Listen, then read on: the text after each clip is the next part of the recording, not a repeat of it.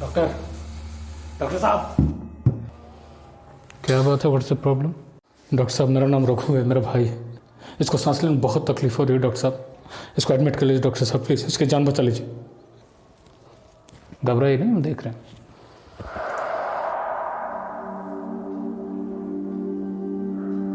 इनकी pulse rate तो बहुत लो है, बहुत कम ब्रीदिंग हो रही है।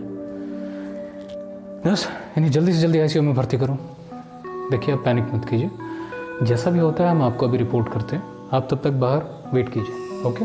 फॉर्म भरिए, सारे डिटेल्स भरिए, हम आपको बताते हैं अभी क्या करना है। Nurse quickly. हाँ बोलो नर्स, क्या बात है? डॉक्टर साहब, the patients pulse is dead. ये तो मर चुका है। मुझे पता है।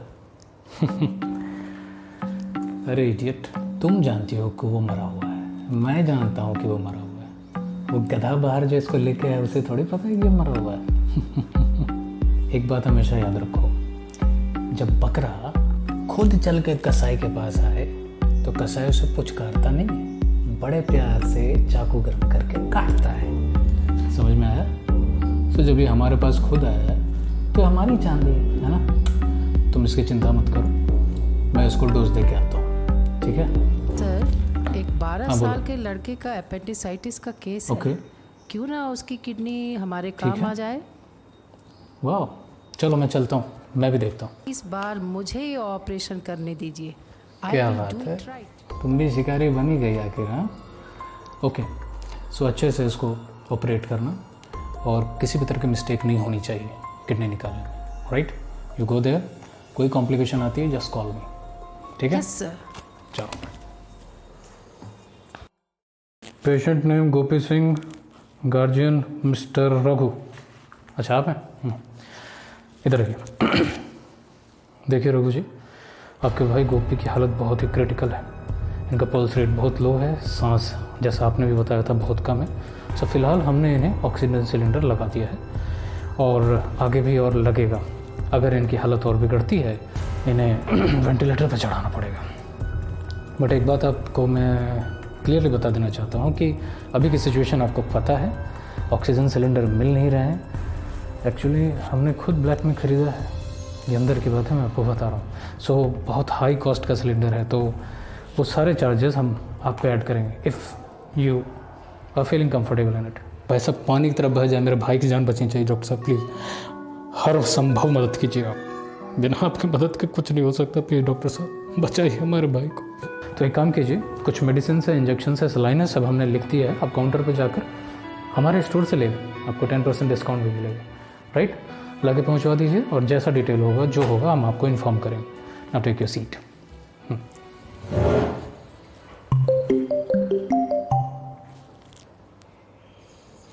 हाँ जी भगवान, कैसे याद किया अपने इस नौकर को आपने, हैं ऑफिस टाइम में? सब ठीक तो है? क्या रोहन नहीं मिल रहा? अरे नीचे खेल रहा होगा शर्मा के बेटे के साथ, पूछा नहीं वहाँ पर जाके? नहीं है उसके यहाँ भी? कॉल ट्राई करो, फ़ोन तो है ही रोहन के पास। व्हाट नॉनसेंस, उसका फ़ोन स्विच ऑफ आ रहा है। ओके ठीक है, तुम एक काम करो, अपनी ही लोकेलिटी में एक बार पूछो, दरबान से पता करो, कोई बड़ी बात नहीं। 12 साल का लड़का है, बच्चा थोड़ी है कि खो जाएगा, ठीक है? मैं अभी बिज़ी हूँ, थोड़ी देर में इन्फॉर्म करना जैसा भी होगा, नहीं तो I will call him back. मैं ट्राई करता हूँ उसको, ठीक है? तुम चिंता मत करो। ठीक है।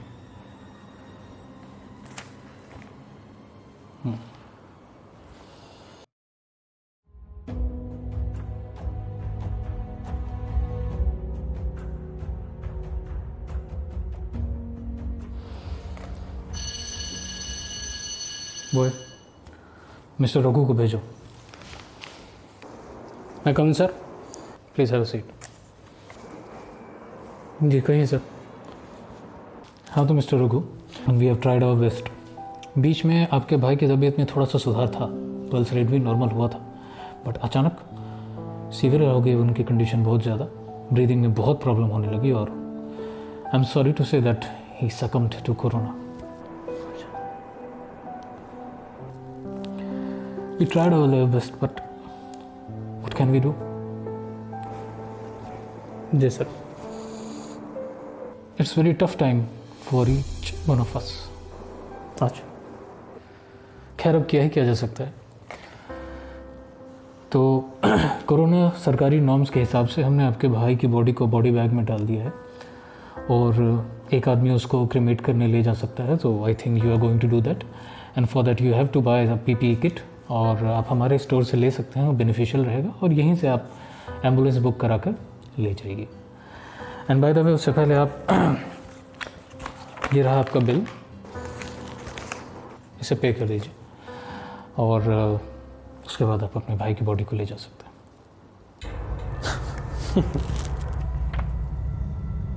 आपको हंसी आ रही है? सही बात कहे सर आप, I am really feeling sorry. लेकिन आपको पता है हम सॉरी किस चीज़ के लिए फील कर रहे हैं? हमारा भाई मरा इस चीज़ के लिए हम सॉरी फील नहीं कर रहे हैं। हमको सॉरी तो उस सरकारी डॉक्टर लोग पे फील हो रहा है कि साला वो इतना साल डॉक्टरी पढ़ के का उखाड़ लिया।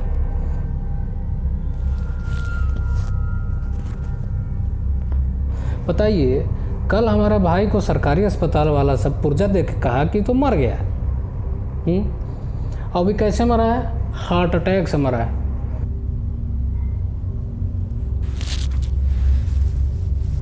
हम कह दो ये लोग सरकारी लोग को कुछ पता थोड़े होता होगा, प्राइवेट वाला लोग को जानकारी होगा ना। हम कह नहीं, हम आप ही दिखाएंगे, आप इतना बढ़िया डॉक्टर, आप सही जानकारी देंगे। देखिए क्या हुआ, ज़बरदस्त। साला जीसस क्राइस्ट के बाद तो हम अपने भाइयों का नाम सुन रहे हैं। साला मरने के बाद रिसरेक्ट हुआ है, क्या बोलते हैं? रिसरेक्ट, हाँ रिसरेक्ट हुआ है। हाँ, थोड़ा देर के लिए फिर कोरोना से मर गया। बताइए, वो भी आप सही डायग्नोस करके बता दिए। हार्ट अटैक से कोई मरता है? कोरोना से मरा होगा, है ना? ये क्या क्या बकवास कर रहे हैं? ये झूठ है, सरासर झूठ है। क्या क्या बोल रहे हैं आप? ये बकवास हम कर रहे हैं कि आप कर रहे हैं? देखिए, ये है सरकारी, पढ़ लीजिए कैसे मरा है।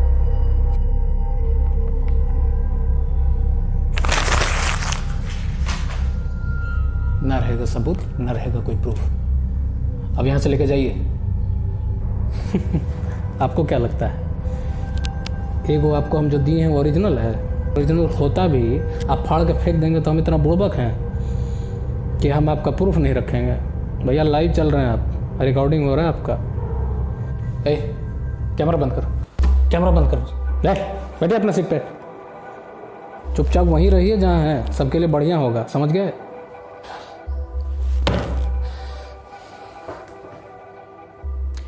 क्या चाहते हो? क्यों ऐसा कर रहे हो तुम? अरे तुम जैसा लोगों ने मजाक बना कर रख दिया है इस डॉक्टरी पैसे का। क्या लगता है तुमको? बहुत अच्छा काम कर रहे हो। अंधा लूट मचा पड़ा है साला। जहां देखो कोई भी आदमी अगर प्राइवेट अस्पताल में आता है मिडिल क्लास वाला तो गरीब होके जाता है। अरे 15-15 टेस्ट लिख देते हो छोटा सा बीमारी का कि आधा जमीन बिक जाता है वो लोग को, वही सब कराते कराते। इलाज तो बहुत दूर का बात है। हाँ? क्या बना कर रख दिया है तुम लोगों ने? कौन है इसका जिम्मेदार? पूछा आपने कभी खुद से? पूछा इस समाज से? पूछा सरकार से? कौन है इसके लिए जिम्मेदार? आपको पता हिंदुस्तान में कितने अस्पताल हैं कुल? 2019 के सर्वे के हिसाब से आया है कि पूरे हिंदुस्तान में 69,000 अस्पताल हैं, जिसमें से ज़्यादातर मोर देन 60% हॉस्पिटल्स कहाँ पर हैं? आपको शहरी एरिया में, और सब प्राइवेट है, सरकारी नहीं। सब इधर उधर इतर बितर बात करते हैं। हर 1500 आदमी पर लगभग ना एक डॉक्टर मौजूद है हिंदुस्तान में। ये सिर्फ आंकड़े, स्टैटिस्टिकल डेटा कहलाता है। इकोनॉमिक्स पढ़ा आपने? डिमांड ज़्यादा है, सप्लाई कम है, चीज़ें महंगी तो होंगी ही ना। और आप क्या जानते हैं डॉक्टर की ज़िंदगी के बारे में? हलवा है क्या डॉक्टर बनना? अगर नहीं पता तो मैं बताता हूँ एक डॉक्टर कैसे बनते हैं इस देश भारत में। हमारे यहाँ ना गार्जियन एक सपना बचपन से ही पाल के रखता है, बेटा हुआ है हमारा डॉक्टर बनेगा, इंजीनियर बनेगा। वाह, मजबूर हो, नहीं चाह के भी बनना पड़ेगा क्योंकि फैमिली प्रेशर होता है। बाद में पीयर प्रेशर हो जाता है, कॉलेज जाओ, स्कूल जाओ, सब क्या बनना है? अरे हम तो इंजीनियर बनेंगे, हम तो डॉक्टर बनेंगे। बनो, हलवा है, ऐसे ही बन जाते हैं डॉक्टर। एंट्रेंस एग्जाम के लिए जब बैठते हैं ना तब पता चलता है आप करोड़ों में से एक हैं जो उस इम्तिहान में बैठे हैं। अगर पास होंगे, और सब चाहते हैं कि टॉप रैंकर बने। क्यों भैया? कि हमें सरकारी इंस्टीट्यूट में, मेडिकल इंस्टीट्यूट में डॉक्टरी पढ़नी है। करो, नसीब अच्छा रहा ना, अटेम्प्ट दिए निकल गया, टॉप रैंक भी आ गया, चलो ठीक है। लेकिन सबका नसीब तो अच्छा नहीं होता ना। अटेम्प्ट दिए नहीं हुआ, ओह सॉरी, 1 साल तैयारी करो फिर से। फिर अटेम्प्ट दिए नहीं हुआ, क्या अलग से प्रेशर, 1 साल और तैयारी करो फिर से। इस बार एक काम करते हैं, कोचिंग ले लेते हैं, वहाँ 50,000 60,000 फूक दो, 1 लाख फूक दो। 100 तरह के कोचिंग के प्रचार आता है, हमारे यहाँ कोचिंग कर लीजिए, आपको बनवा देंगे इंजीनियर, बनवा देंगे डॉक्टर। लोग माँ बाप के ऊपर प्रेशर रहता है। कहा ठीक है बेटा, ये लोग पैसे हम देते हैं, जुगाड़ करते हैं कहीं से, आप कोचिंग भी कर। कोचिंग कर लिए, मान लीजिए हो गया कोचिंग पढ़ने के बाद आपकी डॉक्टरी, एग्ज़ाम क्लियर कर लिए, तब रैंक अच्छा नहीं आया, कहाँ जाओगे? तब किसी भी मन मार के आपको प्राइवेट कॉलेज में एडमिशन लेना पड़ता है। लीजिए, कोई दिक्कत नहीं, लेकिन प्राइवेट है ना भाई साहब, वहाँ पीवीटी लिखा हुआ है, वो दान दक्षिणा करती नहीं है, वेलफेयर नहीं करती। उसका फर्स्ट मोटिव हमेशा किसी भी प्राइवेट चीज़ का क्या होता है? प्रॉफिट। तो वो पैसे लेगी झीट के आपसे। अब सब कोई धन्ना सेठ का बेटा तो होता नहीं ना सर। तो आपका बाप या तो ज़मीन बेचेगा अगर है तो, नहीं है तो गाड़ी बेचेगा, घर बेचेगा, गिरवी रखेगा, कुछ नहीं है तो एजुकेशनल लोन लेगा, इस उम्मीद के साथ कि बेटा पूरा पेट काट के तुमको भेज रहे हैं, अच्छे से पढ़ लो। वहाँ बेटा अपना पूरा पिछवाड़ा गिर के 5 साल 5.5 साल MBBS की डिग्री ले लेता है। तो जब वो डिग्री लेता है ना, तो ये मत समझो कि वाह भाई हमने जंग फतह कर ली। MBBS की डिग्री लेने के बाद ना पता चलता है को आप तो लाखों मुर्गों में सो जिसके पास भी डॉक्टर वाली डिग्री लग चुकी है, लेकिन औकात कैसी है? तिनके के बराबर भी नहीं। तो जब इतनी मेहनत की है तब कहते हैं चलो MD करते हैं, PG कर लेते हैं, तब उसके बाद हमारी औकात थोड़ी बड़ी हो जाएगी, हमारे नीचे छोटे जूनियर डॉक्टर्स हुआ करेंगे, हम फिर थोड़ी सी सुकून भरी ज़िंदगी जी सकते हैं, हमारी थोड़ी सी हैसियत हो सकती है, हमारी थोड़ी औकात हो सकती है, 4 पैसे कमा सकते हैं अच्छे से। तो क्या लगता है आपको, जब MBBS की डिग्री लेने के लिए आपका गला काट प्रतियोगिता हो रही थी, तो MD की डिग्री ऐसे मिल जाएगी क्या? नहीं, उसके लिए भी नीट PG एग्ज़ाम दीजिए, वहाँ भी वही कहानी, नसीब अच्छा है मक्खन की तरह, एग्ज़ाम में बैठे सर्र से निकल गया, नहीं अच्छा है तैयारी करो, कोचिंग करो, और क्या। चलो मान लिया कि आपने एक बार तैयारी की, फर्स्ट अटेम्प्ट दिया, 1 साल तैयारी करने के बाद और आपका हो गया, चलो ठीक है, तब वहाँ आप 3 साल फिर से पढ़ाई कीजिए डिटेल में PG। यहाँ भी वही लोचा है, सरकारी या प्राइवेट, सब टॉपर हो नहीं सकते, संख्या ज़्यादा है डॉक्टर बनने वालों की, तो प्राइवेट से भी बहुत सारे लोग PG करते हैं। और जिसके पास अफरात पैसा है, जो एग्ज़ाम नहीं क्लियर पाता, तो भारत में भैया बैकडोर एंट्री तो होती है, मुंह पे मारो प्राइवेट सारे कॉलेज वॉलेज में 5 करोड़ 6 करोड़ 3 करोड़ और घुस जाओ, कर लो PG। चलो ठीक है, पैसा है, क्या कर सकते हैं, कर लीजिए। PG भी कर लेने के बाद लोगों को लगता है भैया जब इतना पढ़ ही लिए हैं तो 2 साल सुपर स्पेशलिटी का भी डिग्री ले लेते हैं ना, पढ़ के मेहनत करके, क्या जाता है। तो आपने क्या देखा कुल मिलाकर, 5 + 3 + 2 10 साल की पढ़ाई, एक साल कम से कम मान लीजिए कि आपको तैयारी करने में लगा, भैया 12 साल का वनवास होता है, 12 साल घिसना पड़ता है आपको, तब जाके आप एक डॉक्टर बन पाते हैं, वो भी वैसा जिसकी थोड़ी सी हैसियत हो। पूरी जवानी झोंक देते हैं हम लोग अपनी इस डिग्री को पाने के लिए। हाँ, घर परिवार बिक जाता है, पैसे ख़त्म हो जाते हैं। तो आपको क्या लगता है, ये सब सेक्रीफाइस करने के बाद हम यहाँ चैरिटी करने बैठेंगे? कर सकते हैं, ईमानदारी से भी काम कर सकते हैं। अगर हमें सरकार नौकरी दे तो, अरे जब अस्पताल ही नहीं है उस हिसाब से नौकरी हमें सरकार कहाँ से देगी? जाइए देखिए ना कितने सरकारी अस्पताल, और जहाँ मिलता भी है तो वहाँ भी जुगाड़ 10 तरह का। अब मान लो हो भी जाता है ना जिनका सरकारी में, थोड़ा दूर दराज गाँव देहात, आप देखते हैं सिस्टम कैसा है, सरकारी में आगे बैठ गया, डॉक्टर साहब आते ही नहीं अस्पताल, कोई पूछने वाला नहीं, कोई सुनने वाला नहीं, फीडबैक मैकेनिज्म वहाँ अच्छा है ही नहीं। तो हमारे देश का सिस्टम ही तो ऐसा है। तो आप हमें ब्लेम मत कीजिए, समझिए आप, बड़े हैं बोलने वाले। अरे बताओ ना क्या करें हम हैं प्राइवेट में, प्रॉफिट कमाएंगे, करेंगे, देंगे सेवा महंगी, क्या दिक्कत है तुमको, क्या प्रॉब्लम है तुमको इससे? चलो मान लिया हम एक बात के लिए, मान लिए कि तुम 12 साल अपना ज़िंदगी कुर्बान किया, तुम अपना पूरा जवानी लगा दिया, तुम अपने बाप दादा का ज़मीन बेच बाज कर दिन रात मेहनत करके तब जाके इतना बड़ा डिग्री लिया, मान लिया मैंने। लेकिन एक बात बताओ, जब डॉक्टर बन गए, इलाज करना है, महंगा ही सही, लेकिन तुम इलाज तो करो। कहाँ कर रहे हो तुम इलाज? इलाज के नाम पे लूट रहे हो तुम लोग।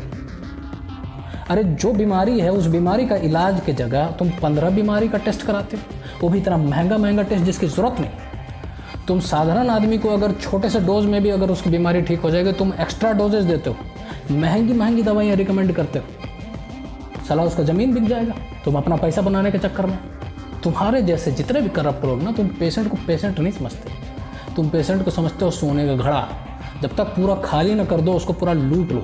एटीएम मशीन है साला, जैसे वो तुम्हारे पास आएगा तुम उसका पिन नंबर डालोगे, पूरा खंगाल लोगे उसको। ये है वो है, फलाना करो टिनका करो, ये बीमारी वो बीमारी, ये टेस्ट कराओ वो टेस्ट कराओ। वो बेचारा तुम लोग की हर बात को सच मानकर, डॉक्टर की हर बात को सच मानकर हर चीज़ कराता है।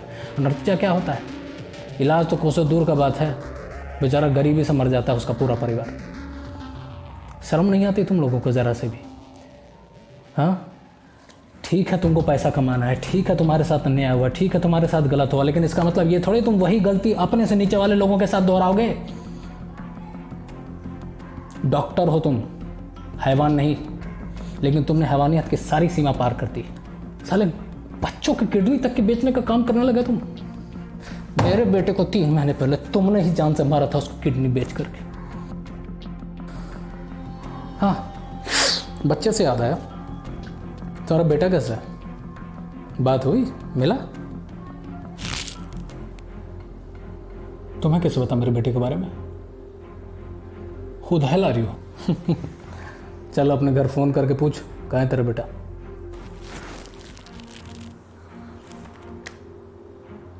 हेलो हेलो लक्ष्मी, रोहन घर आया क्या? क्या?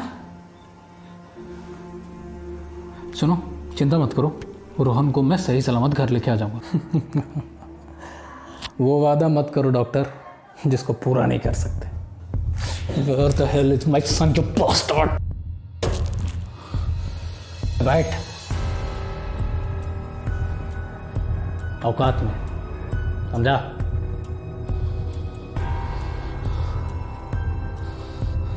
क्या किया तुमने मेरे बेटे के साथ? कहाँ है मेरा बेटा? अरे इंसानियत नाम की चीज़ तुम्हारे अंदर नहीं, हमारे अंदर है। संजोग से हम आ रहे थे तुम्हारे घर वाले रास्ते से, एक बच्चा ज़मीन पे गिरा हुआ हमको मिला। उसके दोस्त लोग उसको घेर के खड़े थे। मैंने उसे पानी पिलाया, उसे पूछा क्या हुआ? पता नहीं। कहा अंकल पेट में दर्द हो रहा है। मैंने पूछा कहाँ रहे? तो कहा यहाँ। बाप का नाम क्या? तेरा नाम लिया।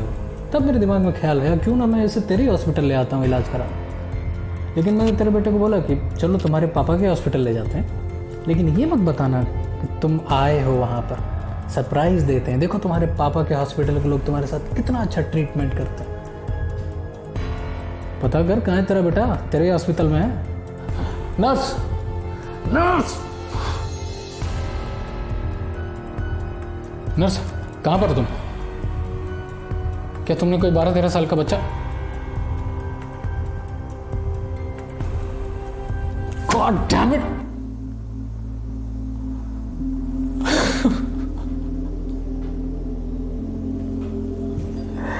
वो मेरा बेटा था।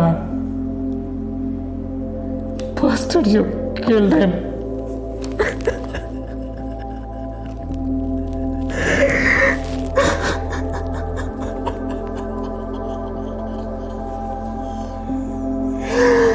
You killed my son. I will.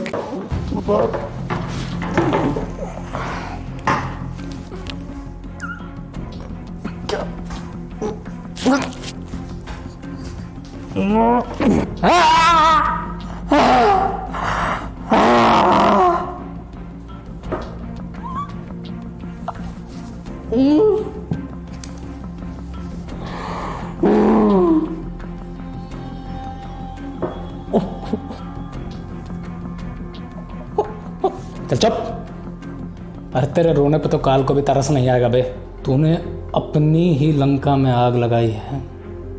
जिस बेटे के लिए इतना पैसा कमा रहा था ना, आज उसी पैसे ने तेरे बेटे की जान ले ली। उसी लालच ने, उसी लोभ ने। तू हत्यारा है। अरे सिर्फ तेरे नहीं, ये सबके, कईयों के बेटों को तूने जान ले, लेकिन एहसास तुझे आज हो रहा है क्योंकि आज वो तेरा बेटा था।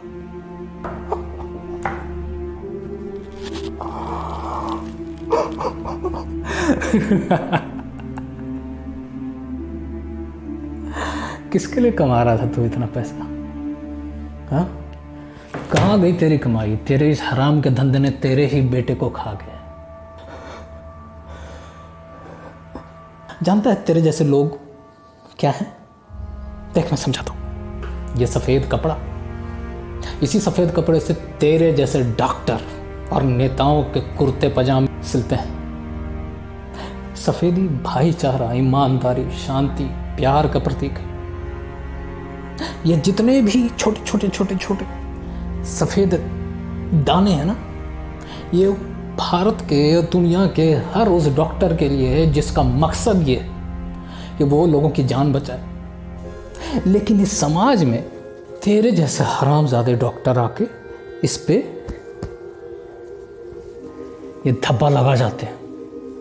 तुझे पता है धब्बा ज़्यादा बड़ा नहीं है, देख कुछ ही दूर लगा है। तेरे जैसे कुछ ही गिने चुने हरामजादे इस पूरे सफ़ेद कपड़े को बर्बाद कर देते हैं। और तुझे पता है इस धब्बे लगने की वजह से कोई नहीं खरीदेगा फिर इस कपड़े को। इस पूरे कपड़े को सब गंदा कपड़ा ही कहेंगे और किनारे फेंक देंगे। समझ में आ रहा है तुझे? इस पूरे डॉक्टरी पेशे को तुम जैसे लोगों ने बर्बाद कर दिया है। तुम जैसे लोगों की वजह से पूरा पेशा बदनाम होता है। न जाने कितने ऐसे ईमानदार और डॉक्टर हैं, नर्सेज हैं, हेल्थ वर्कर्स हैं जो दिन रात एक करके हर रोगी की ज़िंदगी बचाने में लगे हुए। अरे ऐसे ऐसे डॉक्टर हैं जिनकी खुद जान चली गई इस कोरोना काल में, लोगों की ज़िंदगी बचाते बचाते। और तुम जैसे लोग हैवानियत पे उतर आए, और तुम्हारे जैसों की वजह से आम जनता को किसी भी डॉक्टर पे यकीन नहीं होता। मुझे जीने का कोई हक नहीं, मुझे मार डाल। तुम्हारे जैसों को मौत देना तुम्हारे लिए खुशनसीबी हो। तू मौत को तरसे लेकिन तुझे मौत ना मिले, ऐसी बदतर जिंदगी जिएगा तू जेल में। अब मैंने अपने बेटे को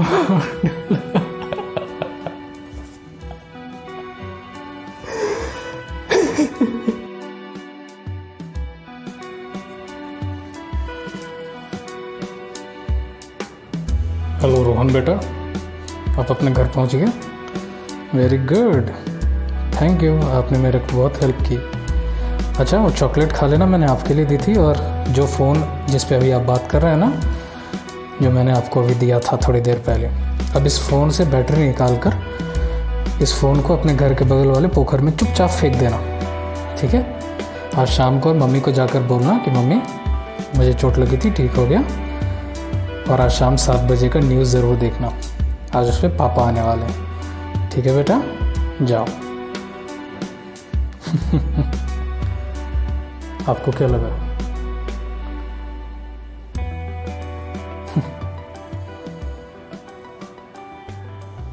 षठे साठ्यम समाचरित।